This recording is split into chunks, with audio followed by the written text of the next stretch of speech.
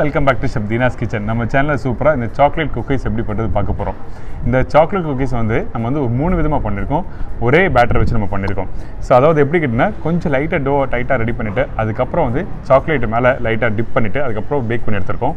அதுக்கப்புறம் அதே பேட்டரில் வந்து 10 கிராம்ஸ் வந்து எக்ஸ்ட்ரா பட்டர் போட்டு கொஞ்சம் நல்லா மிக்ஸ் பண்ணிவிட்டு அதுக்கப்புறம் லைட்டாக கரெக்டாக ஃபோல்ட் பண்ணால் உடையாமல் கரெக்டாக சூப்பராக வரும். அது உடையுதுன்னா விரிச்சல் விட்ட மாதிரி இருக்கும். அது ப்ரிப்பரேஷன் அப்படி தான்.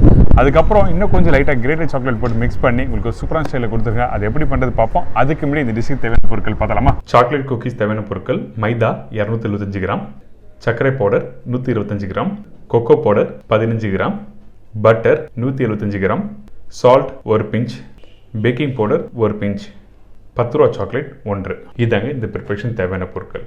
இப்போது சின்ன பவுல் எடுத்துக்கோங்க. ஃபஸ்ட்டு நம்மக்கிட்ட இருக்க இந்த மெல்டட் பட்டரையும் இந்த சுகர் பவுடரும் டுகெதராக மிக்ஸ் பண்ணுறோம். இந்த சுகர் வந்து எப்போவுமே ஆல்வேஸ் வந்து நீங்கள் பவுடர் பண்ணி தான் ஆட் பண்ணோம். அப்போ தான் உங்களுக்கு பீட் பண்ணுறதுக்கு ஈஸியாக இருக்கும் மிக்ஸ் பண்ணுறதுக்கு. அதே மாதிரி பட்டர் வந்து ஹார்டாக இருக்கக்கூடாது. கொஞ்சம் லைட்டாக மெல்ட் ஆகிற பட்டரில் மிக்ஸ் பண்ணால் உங்களுக்கு மிக்ஸ் பண்ணுறதுக்கு ஈஸியாக இருக்கும். ஸோ அதனால தான் மெல்டட் பட்டர் யூஸ் பண்ணணும்னு சொல்கிறேன். இப்போ இந்த சுகரும் இந்த மெல்டட் பட்டரும் டுகெதராக நல்லா மிக்ஸ் பண்ணுங்கள். இந்த மாதிரி நல்லா மிக்ஸ் பண்ணி முடிச்ச பிறகு இன்னொரு பவுல் எடுத்துக்கோங்க. இன்னொரு பவுல் வந்து இப்போ ட்ரை இன்க்ரீடியன்ஸ் எல்லாத்தையும் ஆட் பண்ண போகிறோம். அதாவது maida, cocoa powder, salt, baking powder எல்லாத்தையும் நல்லா மிக்ஸ் பண்ணணும். எதுக்காக இப்படி பண்ணுறோன்னு கேட்டிங்கன்னா உங்களுக்கு வந்து அந்த பேக்கிங் பவுடர் கரெக்டாக மிக்ஸ் ஆகலாம். உங்களுக்கு வந்து குக்கீஸ் ரெடி ஆகும்போது உங்களுக்கு நல்லா சாஃப்டாக வராது.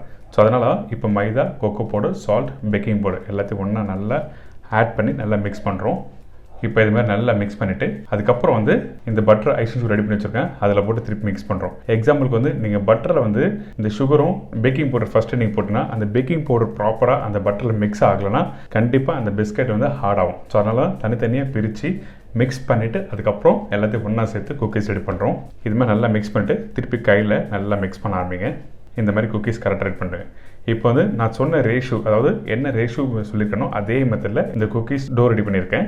இப்போ இந்த சேம் டோவில் வந்து 3 விதமாக குக்கீஸ் ஆட் பண்ண போகிறோம். அதாவது இப்போது ரெடி பண்ணி வச்சுக்க டோவில் வந்து ஃபஸ்ட்டு ரவுண்டாக பால்ஸ் மாதிரி பிடிக்கிறேன். இப்போ பாருங்கள், இதை ப்ரெஸ் பண்ணிட்டு ரஃபாக ப்ரெஸ் பண்ணுவேன். சைடெல்லாம் கொஞ்சம் லைட்டாக உடஞ்ச மாதிரி இருக்கும். இந்த மாதிரி நல்லா ப்ரெஸ் பண்ணுறேங்க.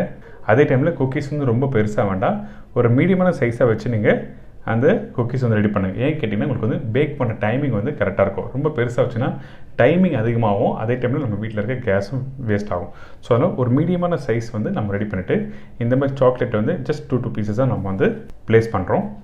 பேக் பண்ணும்போது சாக்லேட் மெல்ட் ஆகாது. ஸோ அதனால் நீங்கள் வந்து 2 பீசஸ் வைக்கலாம், இல்லை 3 பீசஸ் வைக்கலாம்.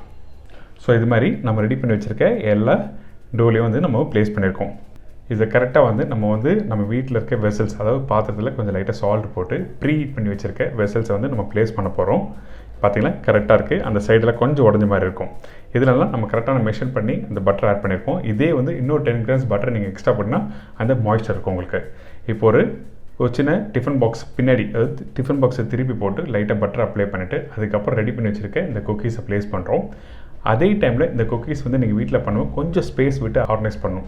அப்போ தான் வந்து குக்கீஸ் வந்து வர டைமில் உங்களுக்கு வந்து கரெக்டாக ஈவன் சைஸாக கரெக்டாக வரும். ஏன்னா பட்டர் ஆட் பண்ணுறதுனால பட்டர் கொஞ்சம் லைட்டாக மெல்ட் ஆகும்போது ஸ்பேஸ் வந்து கொஞ்சம் அதிகமாகும். அதாவது குக்கீஸோட சைஸ் வந்து அதிகமாகும் சொல்கிறேன். இப்போ ப்ரீஹீட் பண்ணி வச்சுருக்க இந்த வெசல்ஸில் இந்த குக்கீஸ் கரெக்டாக குக் பண்ணுறோம். இது குக் பண்ணுறதுக்கு டைம் வந்து 25 மினிட்ஸ் to 30 மினிட்ஸ் ஆகும். மீடியமான ஃப்ளேம் வச்சு குக் பண்ணணும். இப்போ பார்த்தீங்கன்னா இந்த குக்கீஸ் ரெடி ஆகிடுச்சு. இதே வந்து நீங்கள் ஓவனில் குக் பண்ணும்போது 180 டிகிரி செல்சியஸில் குக் பண்ணோம். அதுக்கப்புறம் வந்து 12 to 15 மினிட்ஸில் வந்து டைம் எடுத்தால் போதும். இந்த ஸ்டவ்வில் குக் பண்ணும்போது உங்களுக்கு டைம் அதிகமாகும், ஓவனில் குக் பண்ணும்போது டைம் கம்மியாகும். பார்த்தீங்களா, இந்த சாக்லேட்டு மெல்ட் ஆகல, குக்கீஸும் ப்ராப்பராக சூப்பராக வந்திருக்கு. ஸோ இது சூப்பரான ஸ்டைல் சொல்லி கொடுத்துருக்கேன். இதுக்கப்புறம் இன்னொரு குக்கீஸ் ரெடி பண்ணியிருக்கேன். இந்த குக்கீஸில் வந்து 10 கிராம்ஸ் வந்து பட்டர் அதிகமாக போட்டோம். பட்டர் ஆட் பண்ணும்போது உங்களுக்கு வந்து அந்த மாய்ஸ்சர் இருக்கும், சைடெல்லாம் உடஞ்ச மாதிரி இருக்காது. அதுக்கப்புறம் இந்த சாக்லேட்டில் வந்து சேம் 10 கிராம்ஸ் எக்ஸ்ட்ரா போட்டோம்ல, அதில் வந்து இன்னும் கொஞ்சம் சாக்லேட் லைட்டாக கிரேட் பண்ணி ஆட் பண்ணேன். உங்களுக்கு கொஞ்சம் கோடாக இருக்குது பார்த்தீங்களா. ஸோ இந்த மாதிரி இந்த குக்கீஸ் எப்படி பண்ணுறது இப்போ எல்லாருக்கும் ஈஸியாக தெரிஞ்சிருக்கும். கண்டிப்பாக வீட்டில் ட்ரை பண்ணி பாருங்கள். ஏனுங்க, இப்போ இந்த சாக்லேட் குக்கீஸ் எப்படி பண்ணுறது எல்லாருக்கும் ஈஸியாக தெரிஞ்சிருக்கும். கண்டிப்பாக வீட்டில் ட்ரை பண்ணி பாருங்கள். மறக்காமல் உங்கள் ஃபீட்பேக் கொடுங்க. இதே மாதிரி நாளைக்கு இன்னொரு சூப்பராக இன்ட்ரெஸ்டிங் டிஷ்ஷை சந்திக்கிறேன். நன்றி, வணக்கம்.